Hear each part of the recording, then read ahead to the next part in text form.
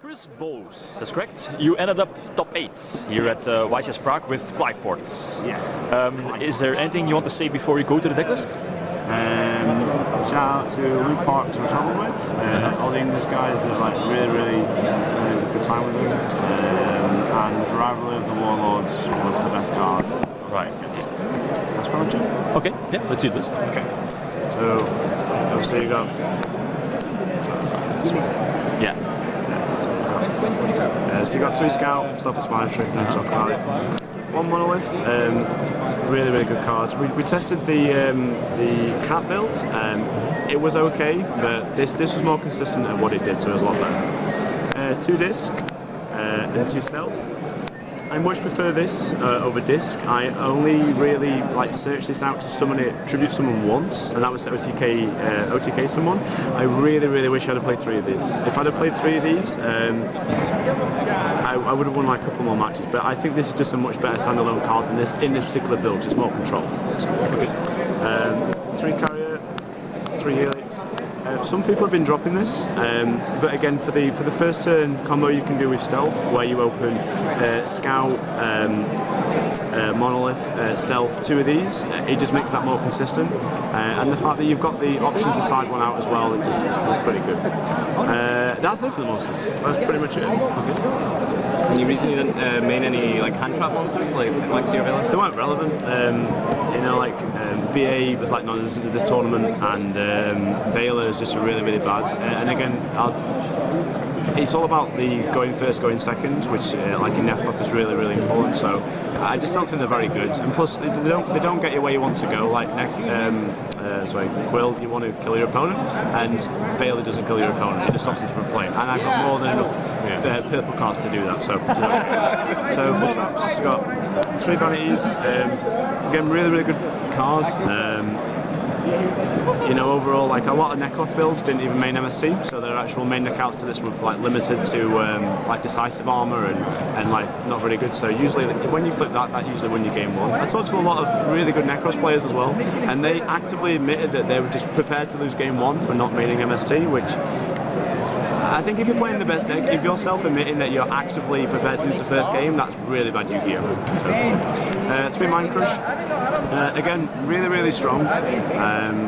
Everything searches. There was only 1 match where it was dead, and that was against Shadol, because I couldn't make a read on anything. You don't really want to make a read on anything, but again, really strong card.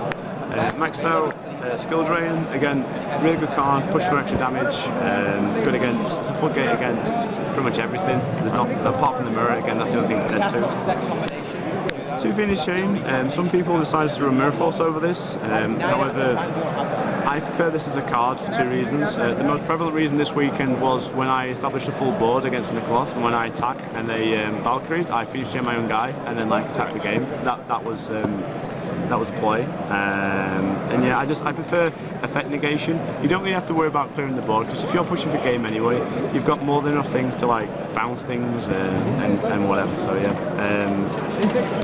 I prefer Fiendish Chain. Very good card. Reculate. Not a lot of people play this, but you should play it for this event because you know you're going to play against Nekloth most games. It's a searchable Fiendish Chain.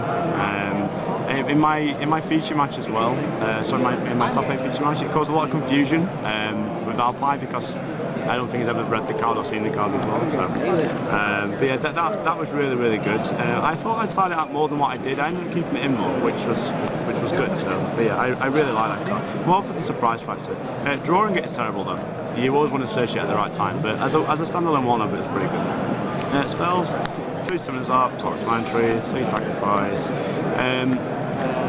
So, obviously we're going for upstarts. The psychology going into this event is that against Nekloth, they would actively go seconds because they want to either kill you or they feel they can do more cards. So which is great for us because we want to establish a field and we want to set up. So obviously we have 5 cards. You want to play the upstart engine and the dualities as well, just to get to your scout, and that kind of gets the thing rolling. I prefer playing it as well. What I generally found as well is that the more and more Nekloth players I played, the decks got smaller and smaller. So one thing I found out, early on was I used to ask people how many cards you play, and usually if it's 42, 43, 41, whatever, it's they're playing the cloth. Against sort of especially day 2, I played nothing but the cloth. They'll play 40. So I think that says you know that you should only be playing 40 cards anyway. MSC. Again, we weren't going to play this for the same reason the cloth wasn't playing it. The fact that it's dead against the most problem I should play. However, if you don't play this against rogue, sort of again the first 4 rounds, I wouldn't have been half as good. So it's really good. This is a really bad card and it should be banned. I'd rather have Raigeki at 3 than I've actually got 1. It's just so bad for the game. You need to play it. I only drew it like 3 times today, and so apart from the feature match I played, and most of it was to steal my own guy back. That's the only thing that it did. I didn't proactively do anything else with it. I ended up siding it out against the cloth most games as well, just for the fact that it doesn't really do anything against them, and we've got Valk and just really bad. So yeah, that's the main deck. Yep. Right, I'm going to quickly run over the extra deck. Yep. And I didn't summon 1 monster all total. So yeah. So irrelevant. So that was the extra deck. Completely pointless, completely useless. I may as well have played, well, whatever. I may as well have played like Spirit Beast extra deck, and it would have made a blind bit of difference. The only thing I think would have been relevant would have been Cowboy. Which I'll show you about the extra deck in a minute, about OTK if you're playing against a really bad player in the mirror match. And this is the side deck. So I sided 1 disc T-Vanity's Fiend. I really regret doing this now. I thought I would play more mirror matches than what I actually did. These are against the cloth going seconds, and again just general hate against, good against Shadol as well. So, by the way. So yeah, they were really good. The reason behind this was the fact that I sided 3 Soul 4 for the mirror. Generally in the mirror, people decide to go first. I generally decide to go second. But if they activate Scout, Search, Summon Monster, Sacrifice, if you just Stormforth Disc, attack, that's game on its own. Or if they haven't paid for Scout, you can just Cowboy them. That's game. That's the only time that would have been relevant. But yeah, these were okay. They weren't as good, but I didn't play as many mirrors, so they were kind of redundant. Standalone MSC, again that was going more against Rogue. Again that helps. 2 Storm. I only sided this in 2 games, and one was against the Tellers, and one was in the mirror match. And both times that I drew it, it was really, really good. I didn't test it enough to side it more, give a more defined opinion about it, but there was something in this. I really like this, so I'll probably try something around that next. It'd be more prevalent in more back row heavy format as well, but at the minute it wouldn't have been right made in it, put it that way. Side these in against the 1 mirror match that I played. They worked.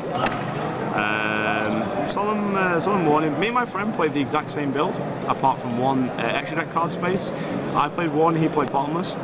I decided to play Warning because there was a reason behind it. I think it was like, it was against the cloth. Bottomless does stuff, but like for example, when you go first against the cloth,